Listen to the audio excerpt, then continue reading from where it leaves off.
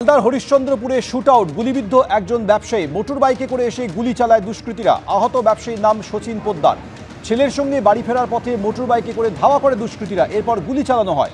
দুষ্কৃতীদের গুলি চালানোর ঘটনার খবর পেয়ে ঘটনাস্থলে আসে বিশাল পুলিশ বাহিনী। ব্যক্তিগত শত্রুতা নাকি ছিনতাইয়ের জন্যই হামলা হয়েছে, তদন্ত করে দেখছে পুলিশ। খতিয়ে দেখা হচ্ছে এলাকার সিসিটিভি ফুটেজ।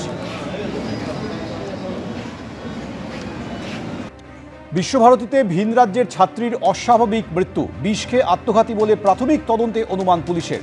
বিশ্বভারতীর হস্টেলে থাকতেন বারাণসীর এই ছাত্রী। আজ সন্ধে অসুস্থ অবস্থায় হস্টেল থেকে উদ্ধার করা হয় ছাত্রীকে। বোলপুর মহকুমা হাসপাতালে নিয়ে গেলে সেখানে তৃতীয় বর্ষের এই ছাত্রীর মৃত্যু হয়। The statement given by the mother, the parents, should serve as an eye-opener for all of us. I, for one, will respect the sentiments of the parents. I trust them completely, whatever they say. But that is the state of mind in which they are in.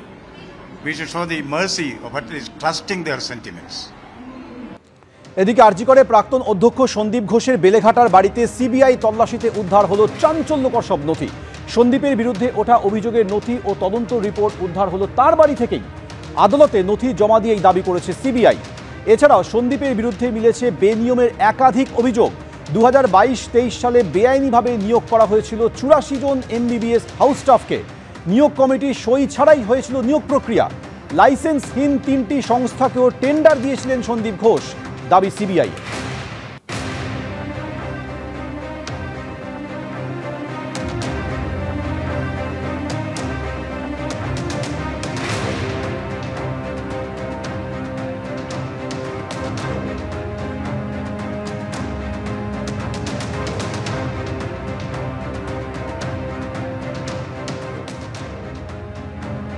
অবশেষে suspend Abhik দে এবং বিরূপাক্ষ বিশ্বাস, দুই বিতর্কিত চিকিৎসককে suspend করল স্বাস্থ্য ভবন।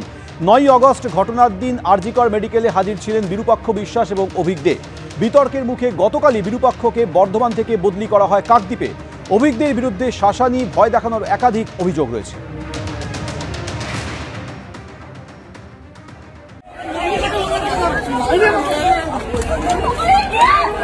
আন্দোলনকারীদের টেনে হিঁচড়ে সরানো হচ্ছে, তোলা হচ্ছে প্রিজন ভ্যানে।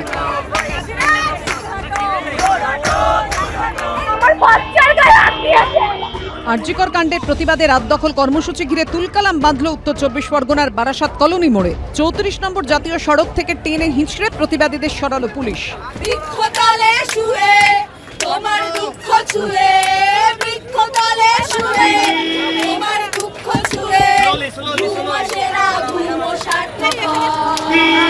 পাল্টা মত্ত অবস্থায় পুলিশের সঙ্গে দুর্ব্যবহারের অভিযোগ উঠেছে আন্দোলনকারীদের একাংশের বিরুদ্ধে। পুলিশ সূত্রে খবর, এই ঘটনায় 5 মহিলা সহ 18 জনকে গ্রেফতার করা হয়। বুধবার রাতে বারাসাত কলোনি মোড়ে রাত দখল কর্মসূচিতে নামেন আন্দোলনকারীরা।